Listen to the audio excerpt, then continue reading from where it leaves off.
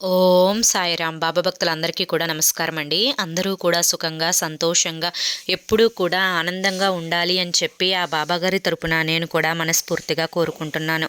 ఈరోజు బాబాగారు అందించే సందేశం ఏంటి అంటే కనుక, తల్లి, నీ ఇంట్లోకి నీకు తెలియకుండానే మూడవ వ్యక్తి ప్రవేశించారు.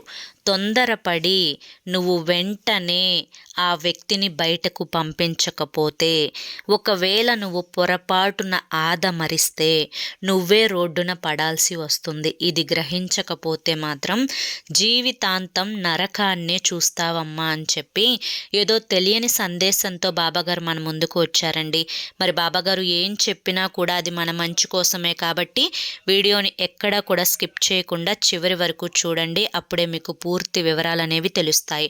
వీడియోలోకి వెళ్లే ముందు చాలామంది కూడా చెప్పుకోలేనటువంటి సమస్యలతోటి సతమతమైపోతూ వాటిని ఎలా తీర్చుకోవాలో తెలియక ఇబ్బంది పడిపోతూ ఉంటున్నారు. అటువంటి వారి కోసం శ్రీ షిరిడి సాయిబాబా ఆశీస్సులతో జ్యోతిష్యం చెప్పబడును గురూజీ శివరామరాజు గారు. Phone number 995994225552. మీరు ఇప్పటి వరకు ఎన్నో చోట్ల జ్యోతిష్యం చెప్పించుకొని మీరు ఆశించిన మార్పులు మీ జీవితాలలో జరగలేదని చెప్పి బాధపడి ఉంటారు. కానీ ఇక్కడ అస్సలు అలా జరగదండి. మీ సమస్యలు ఏవైతే ఉన్నాయో, ప్రేమ, పెళ్లి, ఉద్యోగం, రాజకీయం, సంతానం లేక ఇబ్బంది పడుతున్నా, భార్యాభర్తల మధ్య గొడవలున్నా, అప్పుల సమస్యలున్నా, శత్రువుల సమస్యలున్నా, అవేంటో మీరు గురువుగారికి వివరించి చెప్పినట్లయితే వాటికి తగిన పూజలు చేసి గురువుగారు మీకు రోజులలోనే పరిష్కారాన్ని చూపిస్తారు. గురువుగారు చెప్పింది చెప్పినట్లు 100కు 1000% జరుగుతుంది. నమ్మకంతో స్క్రీన్ మీద కనిపిస్తున్న నెంబర్కి కాంటాక్ట్ అవ్వండి. అంతేకాకుండా భార్యాభర్తల మధ్య వశీకరణ, స్త్రీ మరియు పురుషుల మధ్య వశీకరణ కూడా 100% జరపబడును. మాకున్నటువంటి ఎన్నో రకాలైన సమస్యలు కూడా గురువుగారు చేసిన పూజల వల్ల అన్నీ తీరి ఈ రోజున మేము ఆనందంగా జీవితంలో ముందడుగు వేస్తున్నాము. అలాగే మీ జీవితాల్లో కూడా సంతోషాలు రావాలి, ఆనందాలు రావాలి అంటే ఈ నెంబర్కి అయితే వెంటనే కాంటాక్ట్ అవ్వండి. ఇక బాబాగారి యొక్క సందేశం ఏంటో ఇప్పుడు మనం తెలుసుకుందాం. తల్లి, నీకు తెలియకుండానే నీ ఇంట్లోకి ఒక మూడవ వ్యక్తి ప్రవేశించారు. అదేంటి బాబా, మూడవ వ్యక్తి ఎవరు ప్రవేశించారు, ఏం చెప్తున్నారు, నాకేమీ కూడా అర్థం కావడం లేదు బాబా అని చెప్పి అడుగుతూ ఉన్నావు కదా. అయితే నీకు అర్థమయ్యే విధంగా చెప్తాను, జాగ్రత్తగా విను. ఎందుకు మూడవ వ్యక్తి అనే మాటను వాడాను అనేది నువ్వు చక్కగా మనస్సుని సందేశం మీద పెట్టి చెప్పే ప్రతి పలుకుని కూడా జాగ్రత్తగా ఆలకిస్తేనే నీకు అర్థమవుతుంది. బిడ్డ, మనసంతా కూడా కొన్ని రోజుల నుంచి చికాకుగా, గందరగోళంగా, ఏ పని చెయ్యాలి అని అనిపిస్తున్నా కానీ ఆ పని మీద ధ్యాస లేకుండా, కాసేపు పడుకుందాం, లేదా ఈరోజు పని రేపు చేద్దాం, లేదా ఎల్లుండి చేద్దాం, 4 రోజులు ఉన్న తర్వాత చేద్దాం, కనీసం స్నానం చేయడానికి, ఇంట్లో దీపం పెట్టడానికి కూడా బాధగా, బరువుగా అనిపిస్తూ ఉంది కదా. మనసంతా కూడా సంతోషాన్ని కోల్పోయి బాధతో నిండిపోయింది కదా. తరచుగా ఇంట్లో భార్యాభర్తల మధ్య గొడవలు జరుగుతూ ఉన్నాయి కదా. పిల్లలు చెప్పిన మాట వినకుండా ఇప్పటి నుంచే ఎదురు తిరిగి మాట్లాడుతూ డబ్బుని అనవసరంగా ఖర్చు చేస్తూ ఉన్నారు కదా. ఏ మాట పిల్లల మంచి కోసం చెప్పినా, లేదా భర్త మంచి కోసం చెప్పినా, ఒకవేళ భర్త అయితే భార్య మంచి కోసం చెప్పినా అందులో తప్పును మాత్రమే వెతుకుతున్నారే తప్ప నువ్వు ఎందుకు చెప్తున్నావు అని చెప్పి దాని వెనుక ఉండే ఆంతర్యమేంటి, అది వారి మంచి కోసమే చెప్తున్నావు అని చెప్పి ఇంట్లో ఏ ఒక్కరూ కూడా నిన్ను అర్థం చేసుకోవడం లేదు కదా. వారితో వాదించి వాదించి అలసిపోయావు కదా. అయితే ఒక్క మాట చెప్తాను, జాగ్రత్తగా విను. ఎప్పుడైనా కానీ మన చేతికి ఉన్న 5 వేళ్ళే సమానంగా ఉండవు. అలా అని చెప్పి మీరు ఒకే ఇంట్లో ఉన్నంత మాత్రాన మీ ఇంట్లో ఎంతమంది ఉంటే అంతమంది యొక్క మనస్తత్వాలు అనేవి ఒకేలా ఉంటాయి అని చెప్పి ఆలోచించడం తప్పు. ఇక రెండవది ఏంటి అంటే కనుక, నువ్వు చెప్పినట్లుగా ఎదుటివారు వినాలి అని చెప్పి ఎదుటి వారి మీద ఎక్స్పెక్టేషన్స్ పెట్టుకోవడం, అంటే నువ్వు ఆశించ ఆశించడం, నువ్వు చెప్పిన మాట వినాలి అని చెప్పి ఆశించడం, నువ్వు చెప్పిందే జరగాలి అని చెప్పి ఆశించడం, నువ్వు చెప్పింది చెప్పినట్లుగా వారు చేసి నీకు చూపించాలి అని చెప్పి ఆశించడం. అంటే ఇక్కడ అన్ని ఆశలు కూడా వారి మీద నువ్వే పెట్టుకుంటున్నావు. తీరా నువ్వు ఆశించినట్లుగా వారు ఏ పని చెయ్యకపోయినా కానీ వారి మీద నువ్వు గొడవకి సిద్ధమవుతూ ఉన్నావు. ఇక్కడ గొడవ పడటం నీదే తప్పు అవుతుంది, ఆశించడం కూడా నీదే తప్పు అవుతుంది. అవతలి వారు మళ్ళీ నోరు తెరిచి మాట్లాడారు అంటే కనుక వారికి తగ్గట్లుగా సమాధానాన్ని చెప్తున్నావు. దీనివల్ల గొడవలు పెరుగుతూ పోవడం, రోజు రోజుకు కూడా ఇంట్లో అశాంతి అనేది ఏర్పడుతూ ఉండటమే తప్ప పైసా కూడా లాభం ఉండదు అని చెప్పి నువ్వు తెలుసుకోలేకపోతున్నావు. ఇది తెలుసుకోవాలి అంటే మొదట నువ్వు మారాలి. ఒకరి మీద ఎక్స్పెక్టేషన్స్ పెట్టుకోవడం, ఒకరు నీకు తగ్గట్లుగా నడుచుకోవాలి అని కోరుకోవడం అనేది నువ్వు చేయకూడదు. అలా చేయకుండా ఉన్నప్పుడు నీ పని నువ్వు చేసుకుంటూ వెళ్ళినప్పుడు మాత్రమే మనశ్శాంతిగా ఉండగలుగుతావు. ఇక్కడ నీకు ఒక డౌట్ వస్తుంది, బాబా నేనేం చెప్పినా కూడా వారి కోసమే చెప్తున్నాను, వారి మంచి కోసమే చెప్తున్నాను, నన్ను ఇక్కడ ఎవ్వరూ అర్థం చేసుకోవడంలా, వారికి నచ్చింది వారు చేసుకుంటూ వెళ్ళిపోతున్నారు. మరి నేనెందుకు ఇంట్లో ఒక వస్తువునా? కనీసం నన్ను పెళ్లి చేసుకున్నందుకు నేను చెప్పిన మాటకి గౌరవాన్ని ఇవ్వాలి కదా, ఒక మాట కాకపోయినా ఒక మాట అయినా వారు వినాలి కదా అని చెప్పి. అయితే దీనికి కూడా సమాధానం చెప్తాను, జాగ్రత్తగా విను. ఇక్కడ అందరి విషయాలలో కూడా ఇలా జరగదు తల్లి. కొంతమంది 1-2 సార్లు గొడవ పడితే వారిలో మార్పు వస్తుంది. నువ్వు చెప్పిన మాటను అర్థం చేసుకొని నా మంచి కోసమే కదా తను చెప్పింది అని చెప్పి ఆలోచించుకొని దానికి తగ్గట్లుగా వారి యొక్క ప్రవర్తనను మార్చుకుంటారు. మరికొంతమంది ఎంత చెప్పినా కానీ చెవులో జోరీగలాగా మొత్తుకున్నా కానీ దున్నపోతు మీద వర్షం పడ్డట్లుగా నువ్వు వాగిన దానివి వాగినట్లే ఉంటావు, కానీ వారు చేసే పనిలో ఇంత కూడా మార్పు ఉండదు. వారు చేయాలనుకున్నదే చేస్తారు. అంత మూర్ఖత్వంతో వారి మనసు నిండిపోతుంది. అటువంటి మూర్ఖులు మారరు తల్లి.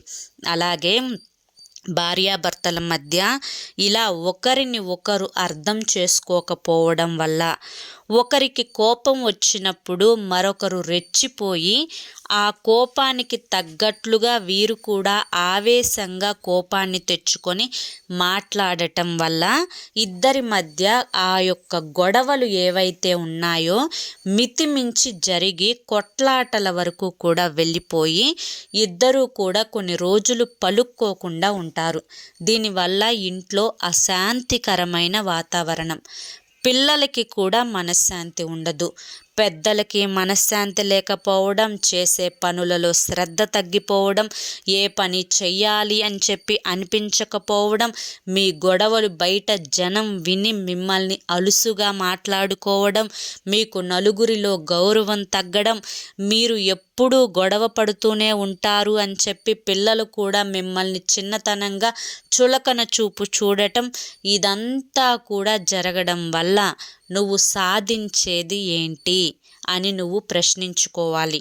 ఒక్క మాట చెప్తాను, మీ ఇద్దరికి పెళ్ళయి 1 నెల లేదా ఒక 10 రోజుల లేదా 1 రోజా లేదా 1 వారమా కాదు కదా, కొన్ని సంవత్సరాలు గడిచిపోయింది. మీ ఇద్దరికి పిల్లలు కూడా పుట్టారు. అయినా కూడా ఎవరి మనస్తత్వం ఎలా ఉంటుందో, ఎవరి వ్యక్తిత్వం ఎలా ఉంటుందో ఇంతవరకు ఒకరిని ఒకరు అర్థం చేసుకోలేక ఈ విధంగా గొడవలు పడుతూ సగం జీవితాన్ని నెట్టుకుంటూ వెళ్ళిపోయారు. వెనక్కి తిరిగి చూసుకుంటే ఒక్కొక్కరికి పెళ్ళయి 10 సంవత్సరాలు, 11 సంవత్సరాలు, 12 సంవత్సరాలు, ఇంకా ఎక్కువ సంవత్సరాలే అయి ఉంటుంది. అయినా కూడా ఒకరిని మార్చాలి అనే ప్రయత్నంలో ఒకరు ఉండటం, ఒకరు మారతారేమోనని చెప్పి ఆశగా ఎదురు చూస్తూ మరొకరు ఉండటం. ఇక్కడ రాజీ పడటం అనేదే ఎక్కడా కూడా జరగడం లేదు. మీ ఇద్దరి మధ్య మూడో వ్యక్తి అనేది ఎప్పుడు వస్తారు అంటే కనుక, ఇక్కడ భార్య భర్త ఒకరిని ఒకరు ప్రేమ చూపించుకోవడం పూర్తిగా తగ్గిపోయినప్పుడు, ఎవరైతే కొంచెం అర్థం చేసుకున్నట్లుగా, లేదా ఎవరైతే ఇటు భర్త కన్నా భార్య ఎక్కువ అశ్రద్ధ చూపిస్తున్నప్పుడు బయటకు వెళ్ళిన మగ మనిషి మీద వేరే ఆడవారు కొంచెం ప్రేమను చూపించినా ఆ వ్యక్తి బయట ఉన్న వేరే మహిళకు అట్రాక్ట్ అయ్యే అవకాశం అయితే ఉంటుంది. ఎందుకంటే ఇంట్లోకి వస్తే గొడవలు, తగువులు, ఒకరిని ఒకరు అర్థం చేసుకోలేకపోవడాలు, దీనివల్ల ఇంట్లో ప్రేమ కరువైపోతుంది, మనశ్శాంతి కరువైపోతుంది, సంతోషం అనేదే దక్కదు. మరి ఈ ప్రేమ కోసం, ఈ సంతోషం కోసం, ఈ ఆనందం కోసం వేరే వ్యక్తిని వెతుక్కుంటూ వెళ్తాడు మగవాడు. ఇలా ఎప్పుడైతే మూడో వ్యక్తి తన యొక్క జీవితంలోకి, అంటే మీ ఇద్దరి మధ్యకు వస్తుందో, ఇప్పుడు పడుతున్న బాధల కంటే కూడా ఇంకాస్త బాధలు ఎక్కువయ్యే అవకాశం అయితే ఉంటుంది. అసలు ఎక్కువ అవ్వటం అనే మాట పక్కన పెడితే ఇక ఒకరి జీవితం నాశనం అయిపోయినట్లే అని చెప్పి ఆలోచించుకోవాలి. అప్పటి వరకు తిడుతూనో, అరుస్తూనో, గొడవ పడుతూనో, కాస్త ఇంట్లో మంచి చెడు చూస్తూ, ₹1 వాడుతూ, ఇంట్లోకి కావలసినవన్నీ తెచ్చి పెడుతూ, పిల్లల్ని జాగ్రత్తగా ఫీజులు కట్టుకుంటూ, పిల్లల్ని జాగ్రత్తగా పెంచుకుంటూ, పుట్టినరోజు వస్తేనో ఫంక్షన్ వస్తేనో బట్టలు తీసుకొచ్చి, ఎంత గొడవ పడినా కూడా నా పిల్లలే, నా ఇల్లే, నా భార్యే అనుకుంటున్న మగ మనిషి ఇలా వేరే ఆడదాని మోజులో పడినప్పుడు ఇవన్నీ కూడా పూర్తిగా మైనస్ అయిపోతాయి. అలా మైనస్ అయిపోయి పూర్తి ధ్యాస ఆ మహిళ మీదకు వెళ్ళిపోతుంది. అలా ఆ మహిళ మీదకు వెళ్ళిపోయినప్పుడు తరువాత నువ్వు ఎంత గుంజుకున్నా, ఎంత ఏడ్చినా, ఎంత మొరపెట్టుకున్నా, ఎంత గొడవలాడి దెబ్బలాడినా ఆ విరిగిన మనసు అనేది అతుక్కోవడం అనేది చాలా కష్టం అవుతుంది. కాబట్టి ఎప్పుడైనా కానీ దీపం ఉండంగానే ఇల్లు చక్కదిద్దుకోవాలి అన్నట్లుగా, నీకు అవతలి వ్యక్తి మూర్ఖుడు అని చెప్పి తెలిసినప్పుడు నువ్వు సైలెంట్ అయిపోవడంలో తప్పేమీ లేదు. గొడవ పడటం వల్ల లాభం లేదు అని చెప్పి తెలిసినప్పుడు నువ్వు మౌనంగా ఉండటంలో తప్పేమీ లేదు. నువ్వు అవతలి వ్యక్తి నీ మీద ప్రేమ చూపించడం చేత కాదు అని చెప్పి తెలిసినప్పుడు ఆ ప్రేమను ఆశించకపోవడమే మంచిది. ఇటు పూర్తిగా కాల్చుకోవడం కంటే కూడా ఎంతో కొంత కాస్త సెగకైనా కూర్చోవచ్చు, కానీ శరీరమంతా కాలిపోయిన తర్వాత మిగిలేది బూడిదే అన్న విషయాన్ని గ్రహించాలి. బిడ్డ, ఇదంతా కూడా ఎందుకు చెప్తున్నాను అంటే కనుక, ఇప్పుడు సమాజంలో చాలా వరకు కూడా ఇవే జరుగుతూ ఉన్నాయి. నీ జీవితం ఇలా అంధకారంలో పడకూడదు. ఎప్పుడైనా కానీ భార్యాభర్తల మధ్య అందరూ అన్యోన్యంగా ఉంటున్నారా? అందరూ కలిసిమెలిసి ఉంటున్నారా? లేదా నా బంధువులలో ఉన్న భార్యాభర్తలు ఇలా ఉంటున్నారు, లేదా మా పెద్దమ్మ పిల్లలు ఇలా ఉంటున్నారు, మా చిన్నమ్మ పిల్లలు ఇలా ఉంటున్నారు, మా ఫ్రెండ్ యొక్క పిల్లలు ఇలా ఉంటున్నారు అని చెప్పి ఒకరిని ఉదాహరణ తీసుకునే కంటే కూడా నీ యొక్క వ్యక్తిత్వం గురించి నువ్వు ఆలోచించుకుంటూ, నీ యొక్క పార్ట్నర్ ఎటువంటి వ్యక్తి అని చెప్పి ఆలోచించుకొని దానికి తగ్గట్లుగా నీ యొక్క జీవితాన్ని మార్చుకునే ప్రయత్నమే చేయాలి తప్ప, నక్క కనుక పులి శరీరం మీద చారలున్నాయి అని చెప్పి నక్క తన శరీరం అంతా వాతలు పెట్టుకుందంట. అలాంటి పిచ్చి పిచ్చి పనులు అనేవి ఎప్పుడూ కూడా చేయకూడదు. ఒకటే తెలుసుకోవాలి, జీవితం అనేది ఎప్పుడూ కూడా సంతోషంగా ఒక పూల బాటలాగా సాగిపోతూ ఉండదు. కష్టాలు వస్తాయి. వచ్చినప్పుడు వాటిని దాటుకుంటూ తెలివిగా అడుగు ముందుకు వేయాలి. ఏ ఇంట్లో అయితే భర్త మద్యాన్ని సేవించి ప్రతిరోజు కూడా తను 500 రూపాయలు సంపాదిస్తే 500 రూపాయలు కూడా మద్యానికే పెట్టుకొని ఇంటికి వచ్చి ఆ యొక్క పార్ట్నర్ అంటే ఆ భార్యను కొట్టి తిట్టి ఇంట్లో మనశ్శాంతి లేకుండా చేస్తూ ఉంటే అప్పుడు నువ్వు కఠినమైన నిర్ణయం తీసుకొని తనతో విడిపోవడమా లేదా మీ యొక్క తల్లిదండ్రులను పిలిపించి మాట్లాడుకోవడమా ఇటువంటివి చేయాలి తప్ప ఎవరూ కూడా ఆ మద్యానికి పూర్తిగా బానిసైపోయి ఫుల్లుగా మందు తాగొచ్చి ఇంట్లో భార్యను కొట్టకుండా ఏమీ చేయకుండా ఎప్పుడన్నా ఒకసారి లైట్గా తాగి ఇంట్లో అన్నీ సక్రమంగా జరుపుతూ పోయి తన యొక్క బాధ్యతలేంటో తనకు తెలిసి కాస్తంత మూర్ఖత్వంగా ఉన్నప్పటికీ కూడా చూసి చూడనట్లు వదిలేసుకుంటూ జీవితాన్ని ముందుకు నెట్టుకెళ్ళడమే. ఇదే చేస్తూ ఉంటేనే జీవితంలో నువ్వు అనుకున్నవి కొన్నైనా కానీ సాధించగలుగుతావు. ఇక్కడ అవతలి వ్యక్తి మూర్ఖుడు అని చెప్పి తెలిసినప్పుడు మనం ఇంకాస్త మూర్ఖత్వాన్ని చూపిస్తే మరొక వ్యక్తి ప్రవేశించే అవకాశం ఉంటుంది అని చెప్పి ఆలోచించుకొని ఆ యొక్క అవకాశం రాకుండా నీ తెలివితేటలను నువ్వు చూపించి తన యొక్క మూర్ఖత్వానికి సంకెళ్ళు వేసి నీ జీవితంలో అడుగు ముందుకు వేసుకుంటూ వెళ్ళాలి.